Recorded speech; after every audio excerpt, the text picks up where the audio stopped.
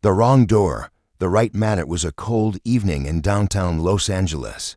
The city lights sparkled like diamonds scattered across a dark velvet cloth. Expensive cars rolled down the avenue, their windows tinted, their drivers dressed like they belonged in a magazine. But at the edge of the street, one man stood out, not because of what he wore, but because of what he didn't. Keanu Reeves stood in front of the grand doors of the Highland Regency Hotel. It was hosting a private charity gala that night, the kind where celebrities, CEOs, and high-profile donors walked through red carpets with cameras flashing all around them. But Keanu didn't care for that. He wasn't there for attention. He had come to support a cause that meant a lot to him: education for underprivileged children. Quietly and without media, he wore a plain black t-shirt, a worn gray jacket, and faded jeans. His boots had scuffs from years of walking not just on red carpets, but down alleyways, movie sets, and quiet trails where no one asked for autographs. His hair was slightly messy, and he had no security, no assistant, no entourage. He held a small envelope in his hand, his personal donation, meant for the school program. As he stepped up to the entrance, a young woman in a red dress and heels turned to him and scoffed. "Excuse me," she said, clutching her designer purse tightly. "I think you're lost. The shelter is 2 blocks down." Keanu smiled politely. "No, I'm here for the gala." Before she could respond, a tall man in a tuxedo stepped between them. He was one of the hotel's security managers. "Sir," he said, frowning, "this event is for invited guests only." Keanu nodded, reaching into his pocket. "I am invited. My name's Keanu Reeves." The guard didn't even look at the ID. Instead, he glanced over Keanu's outfit. "We have a dress code. I'm sorry, sir, but this is a formal event. You can't come in looking like that." Keanu blinked, not out of anger, but surprise. "I didn't know the dress code was more important than the cause," he said softly. The woman in the red dress laughed under her breath.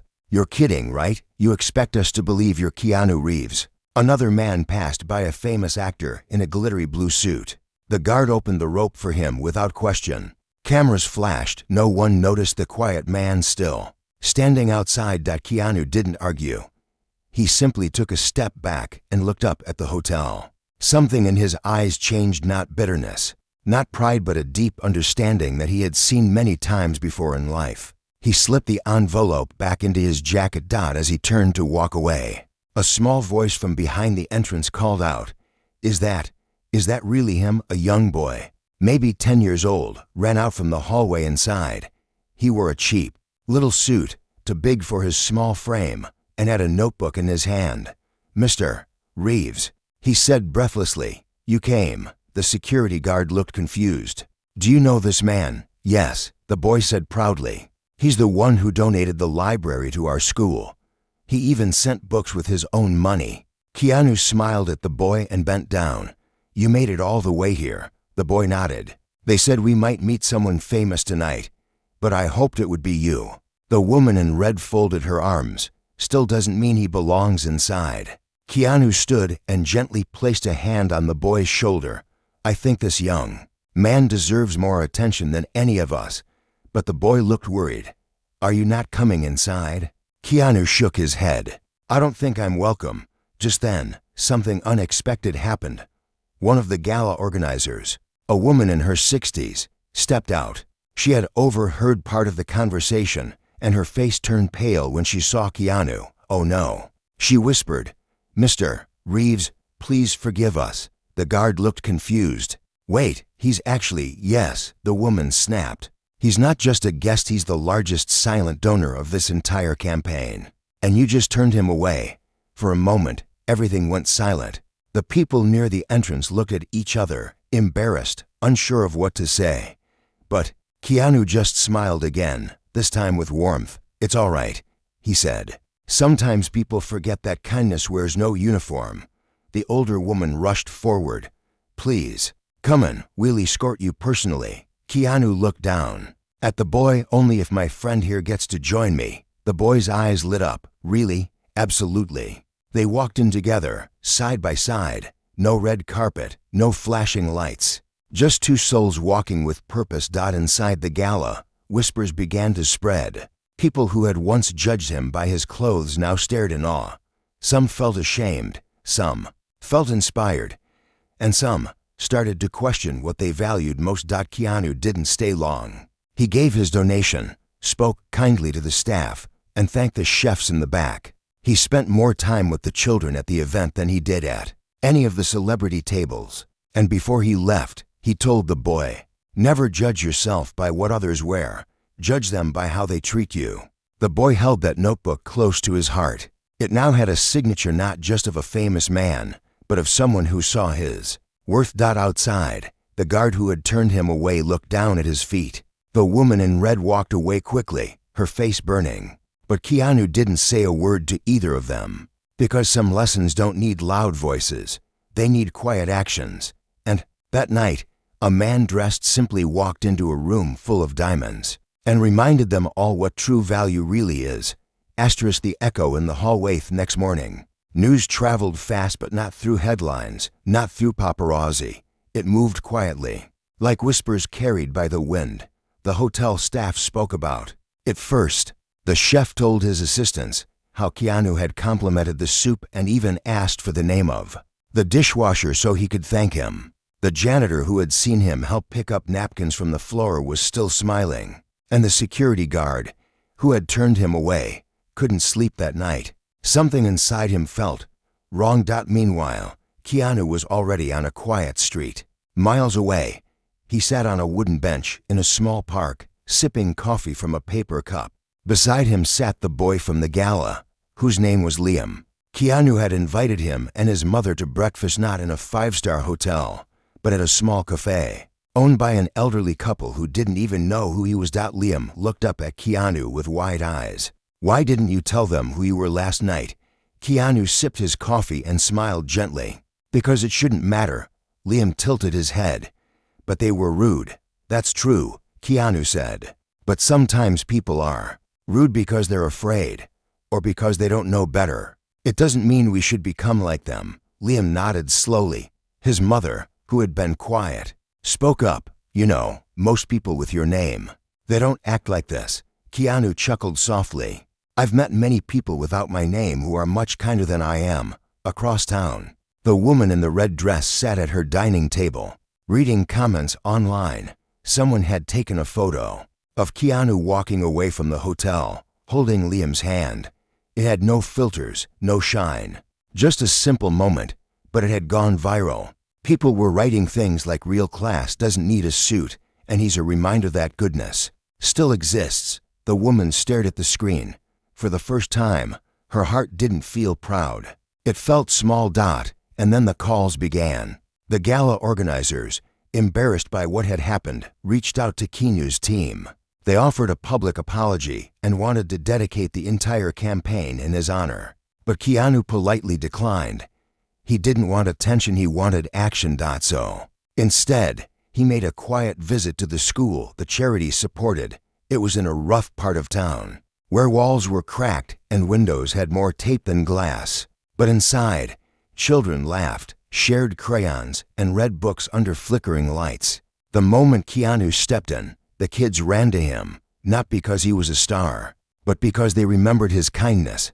He sat on the floor with them, read a few pages from a storybook, and then asked a question. "What would you change in this school if you could?" A girl raised her hand.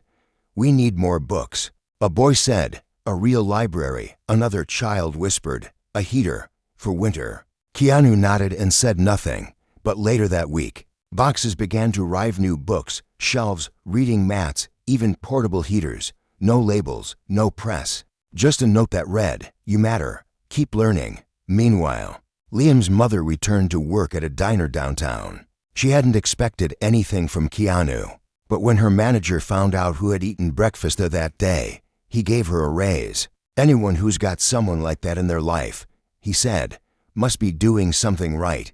And back at the hotel, things were changing too.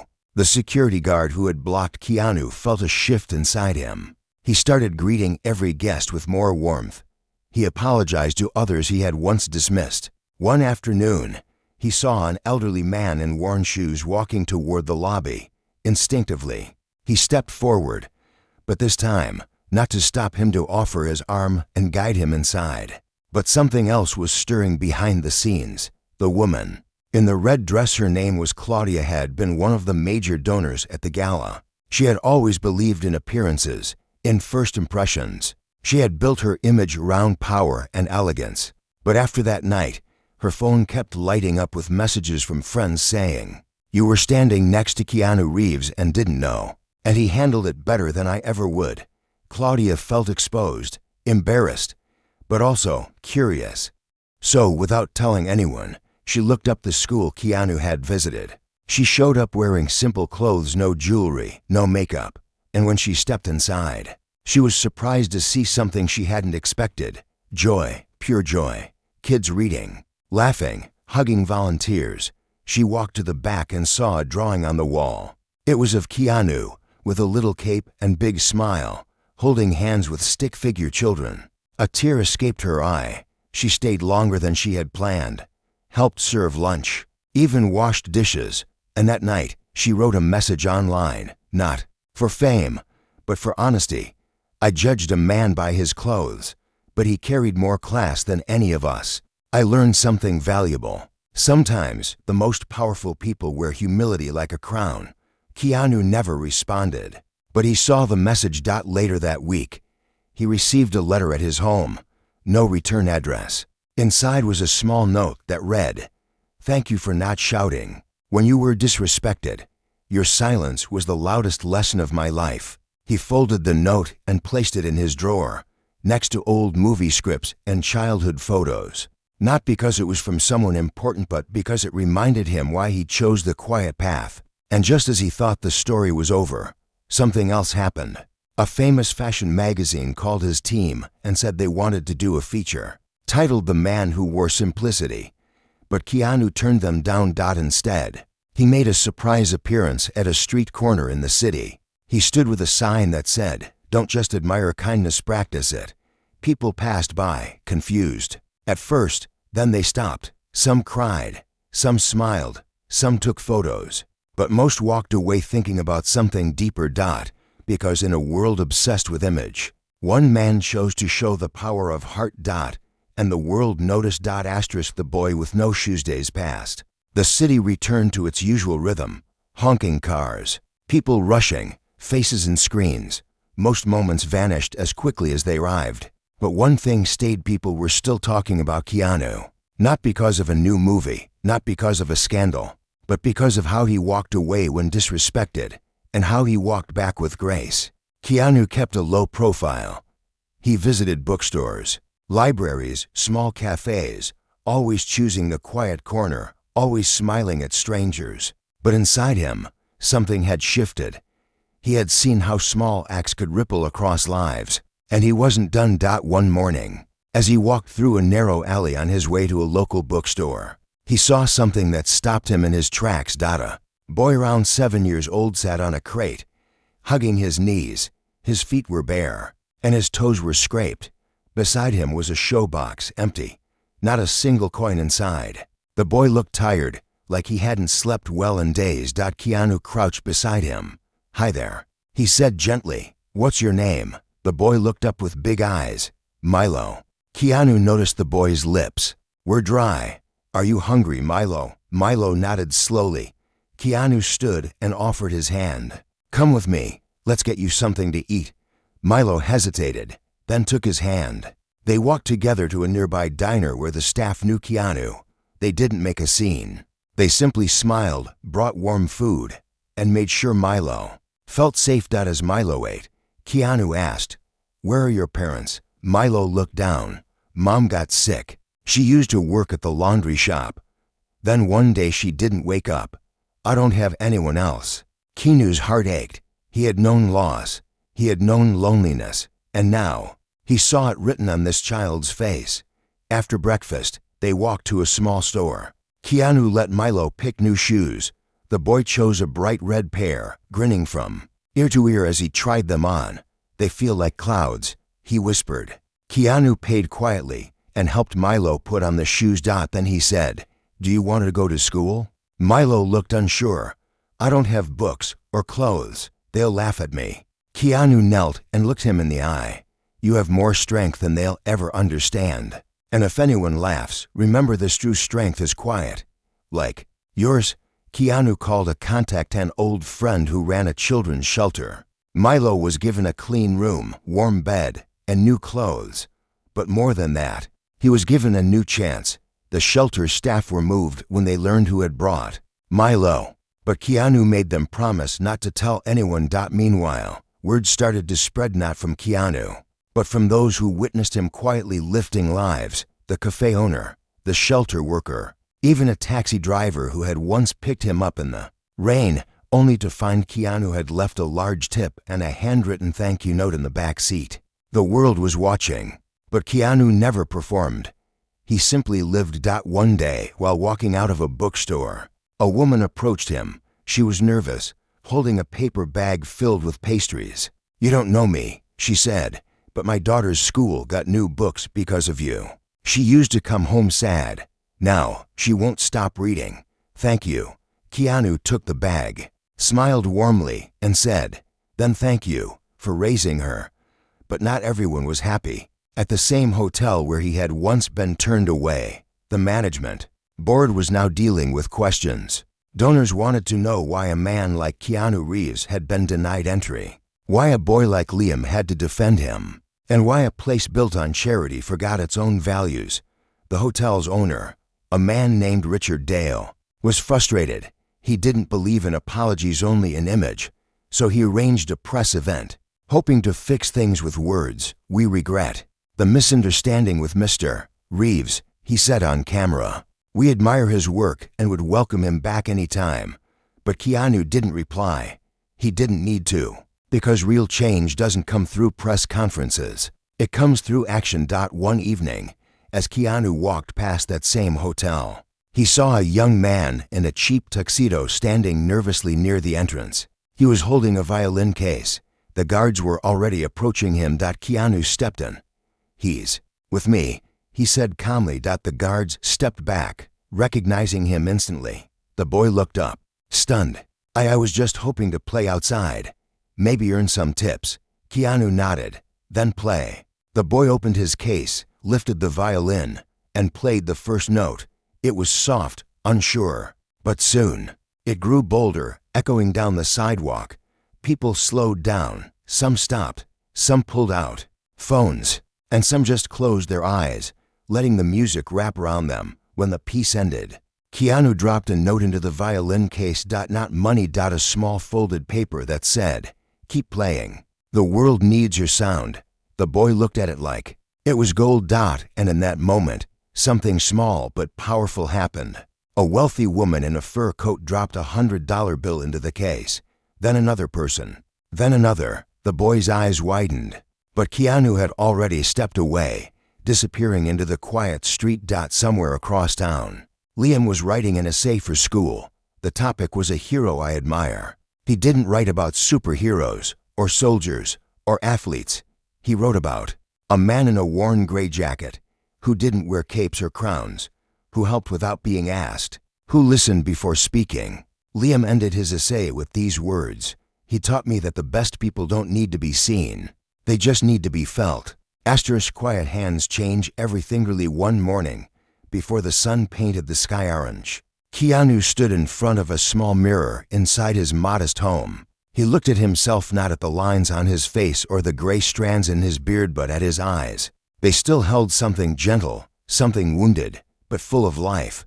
He put on the same jacket, the same jeans, and the same old boots, not because he had no other clothes, but because this version of himself felt real. Today, he was headed somewhere new, not a film set, not a press event, but a small community center deep in the city's west side. It had been struggling for years, paint peeling from the walls, broken tiles on the floors, old chairs barely holding together, but inside lived dreams. It was where single mothers met to learn job skills, where little girls learned to dance, where lonely old men came to play chess just to feel seen.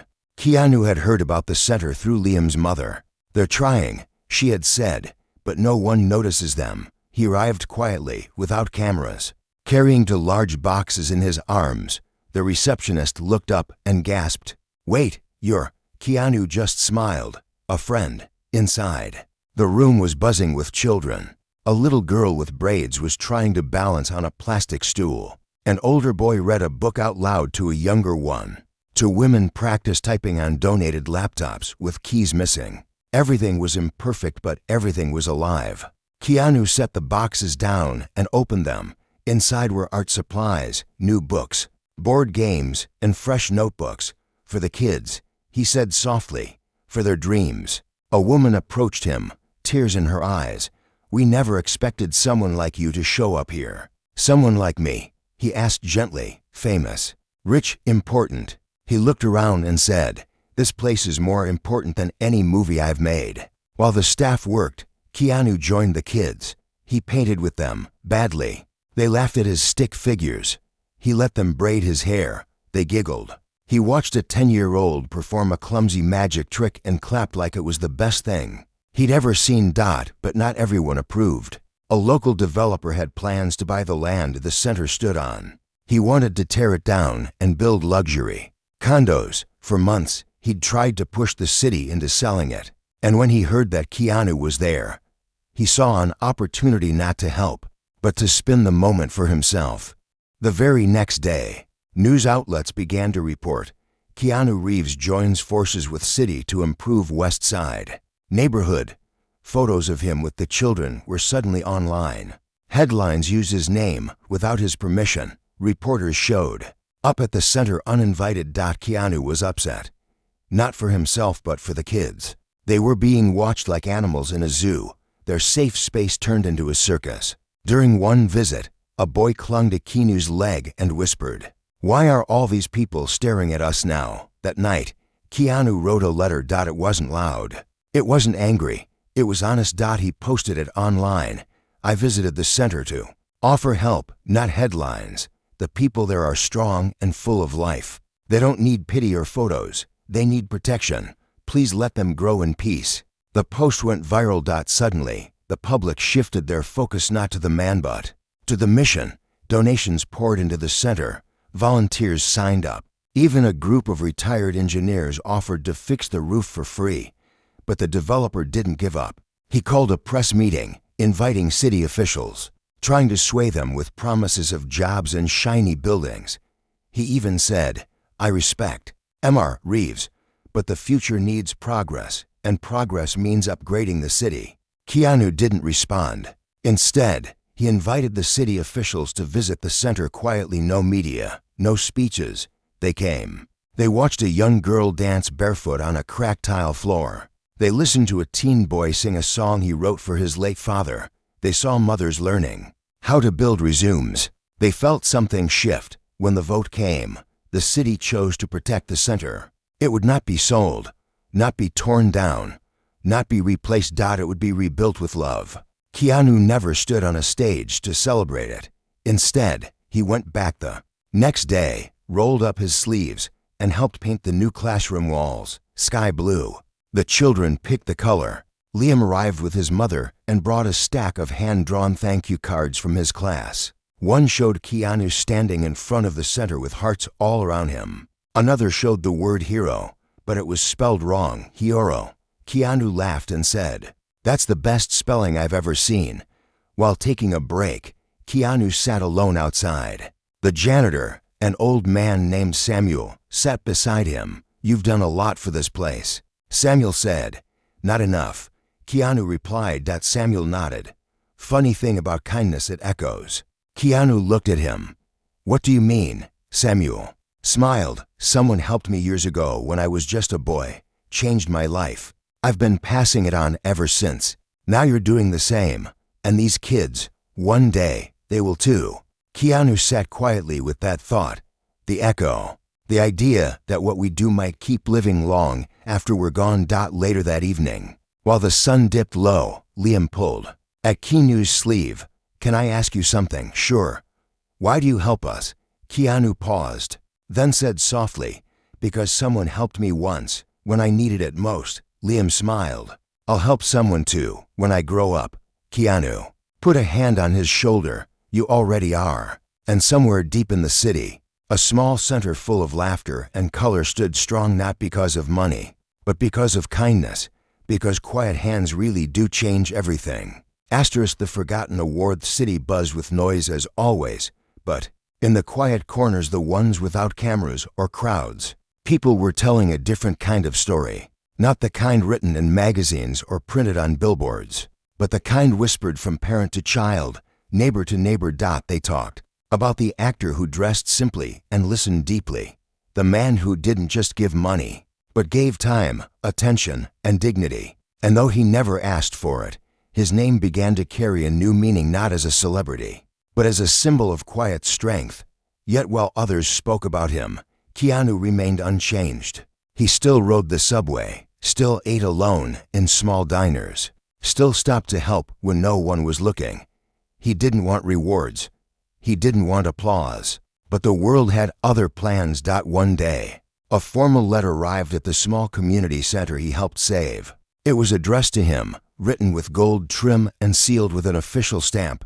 The woman at the front desk handed it to Keanu with shaking hands. "It's from the mayor's office," she whispered. Keanu opened it and read quietly, then looked up and said, "They want to give me an award." The letter explained that a ceremony was being held to honor people who had made a transformative impact on the city. Keanu's name was on the list. They wanted to give him the Heart of the City Medal, the highest civic honor for service and humanity. The staff clapped. The kids cheered. Liam hugged him tight. But Keanu, he looked distant, quiet. He thanked them, smiled, and tucked the letter into his jacket.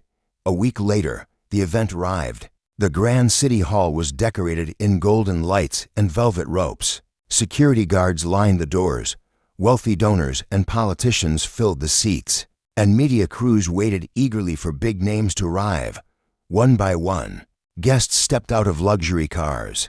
They wore tuxedos and long gowns. The cameras flashed. Interviews began.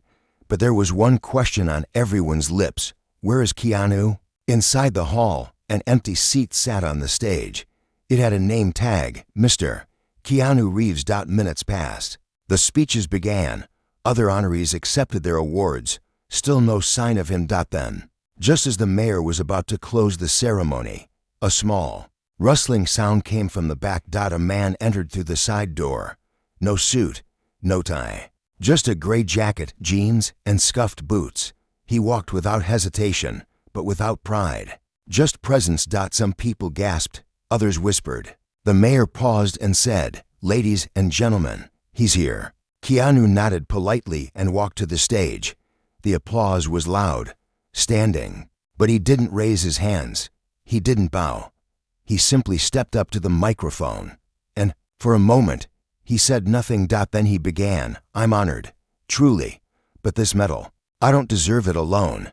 He turned to the audience. "I met a boy with no shoes, a mother with no help, children who read under broken lights, and I watched as people who had very little gave everything they had to lift each other up." He paused. "They're the real heroes." The room went silent. "This," he said, holding up the medal, "should be worn by the janitor who opens the center at 6 a.m., by the teacher who brings extra food for hungry kids, by the single parent who works 2 jobs and still comes home." With a smile, he turned to the mayor. "Thank you, but I would like to ask something, anything." The mayor said, "Let's build more places where people feel seen, not judged. Let's use the money for lights, books, warmth, and let's really listen to those we overlook." He looked at the crowd. Kindness is not a performance. It's a quiet choice we make every day. The room was still. Many had tears in their eyes. Even the photographers lowered their cameras. After the speech, Keanu stepped off the stage and walked to the very back of the room where Liam, his mother, and some of the shelter kids were sitting. He handed the medal to Liam. "This is for you," he whispered. Liam looked shocked. "But I didn't do anything. You reminded me why I started," Keanu said. Outside, as the night settled, he walked down the steps of City Hall alone. No one stopped him for photos. No one begged for autographs. Not because they didn't want to, but because they now understood who he was. Down the street, a homeless man sat against a bench, shivering, without a word. Keanu took off his jacket and handed it to him. The man looked up, confused. Keanu just said, "Stay warm, my friend." A reporter nearby watched the moment. She raised her phone to record, then stopped. She lowered it slowly, realizing the truth. Some stories are meant to be felt, not filmed. Meanwhile, the woman in the red dress, Claudia, watched the ceremony online from her apartment. She had been quiet for weeks, but now she held a brush in her hand and painted on canvas a portrait of a man, not smiling, not posing, but standing with children, holding nothing but kindness. She had changed deeply, and she knew why. The echo Keanu had created was still moving, and in a part of town where a small boy once sat shoeless on a crate, a new mural was being painted, not by professionals, but by the kids themselves. It showed a man with a gentle face, standing under the words, "Kindness doesn't wear labels." The world might forget headlines, but it remembers the heart, and Keanu Reeves had quietly become the heartbeat of a city. When silence speaks louder than fame, a soft wind moved through the city streets. Birds landed on windowsills, the air smelled like coming rain, and for the first time in a long time, something had shifted, not just in people's routines, but in their hearts. The name Keanu Reeves was no longer just tied to movies or fame. Now it was tied to something deeper. People felt it in quiet moments, in the way they looked at strangers, in the way they started noticing things they used to ignore. But Keanu, he stayed the same. He kept waking early, walking without bodyguards, and stopping to talk to people who had no one else to talk to. The more the world talked about him, the less he spoke. He didn't like being the center of attention. He believed the best work happened in silence. And yet, even silence has a way of being heard. One morning, he was sitting on the edge of a small fountain in the middle of a city park. Liam sat next to him, holding a notebook. Keanu had become something of a mentor to the boy, reading his stories, helping him with school, teaching him small things like how to stay calm when the world seemed unfair. "Do you ever get tired of people watching you all the time?" Liam asked. Keanu thought for a moment. "Sometimes, but I'm more tired when people forget to see each other." Liam nodded slowly, looking at a woman in a wheelchair struggling to move over a crack in the pavement. Before Keanu could stand up, Liam rushed over to help her. When he came back, Keanu smiled. "That was the most important thing you'll do today." Liam looked down at his shoes. "I just remembered what you said, that we don't need to be famous to do something good." Keanu nodded. "You're already getting it." As they talked, a quiet man with a camera walked up. He was from a small independent magazine. He didn't ask for a pose, didn't beg for an interview. Instead, he said, "Mr. Reeves, can I ask you just one question?" Keanu turned to him. "Go ahead." The man hesitated, then asked, "What do you want people to remember you for?" Keanu looked out at the trees, then at the sky. After a long pause, he said softly, "I don't want to be remembered. I want the kindness to be." Those words were printed in the magazine next to a picture of Keanu sitting with Liam by the fountain. There was no spotlight, no glamour, just a man and a boy and a notebook between them. That issue sold out in hours. Later that week, the community center held a small event. It wasn't a gala or fundraiser. It was called Gratitude Day, and it was organized by the children. They invited no media, no officials, just the people who helped them grow. The janitor, the cooks, the bus drivers, the crossing guard, the volunteers, and Keanu. He sat quietly in the back, clapping for every child who spoke. One girl sang, one boy read a poem. Liam stood last. "This is for the man who made me believe in goodness," he said. He didn't wear a cape. He didn't wear a crown. He wore old boots and a soft voice. And somehow, that was more than enough. He turned and handed Keanu a gift. It was a drawing of the community center, with all the kids standing outside it. In the middle was Keanu, holding a book, with the words written above, "Thank you for seeing us." Keanu stood. He didn't speak. His eyes glistened. He placed a hand over his heart and nodded. Outside, after the event ended, an older man approached him. It was the former hotel security guard who had once turned him away. "I just wanted to say I was wrong," the man said, "and I'm sorry." Keanu looked at him with gentle eyes. "We all learn. Thank you for coming." The man looked down. "You changed how I treat people. I just thought you should know." And then he walked away, leaving Keanu alone under the evening sky. As night fell, the city glowed. Windows lit up one by one. Streetlights hummed. And in homes across the neighborhood, families gathered, many of them reading books from that very center, sitting in warm rooms that once had cracked ceilings, thanks to the man who wore simplicity like a medal. But not everyone knew his name. And that was fine, because real change doesn't ask for credit. It doesn't shout for praise. It shows up, helps quietly, leaves gently. Somewhere far from the city lights, Keanu sat near a lake, writing in a small notebook. No cameras, no noise, just nature and thought. A soft wind moved the pages. He closed the book, took a deep breath, and smiled. He had once been kicked out for dressing too simple. Now the world was dressing itself in something even simpler: kindness. Not because of his fame, not because of his speech, but because one man reminded them over and over again that being human, truly human, is enough.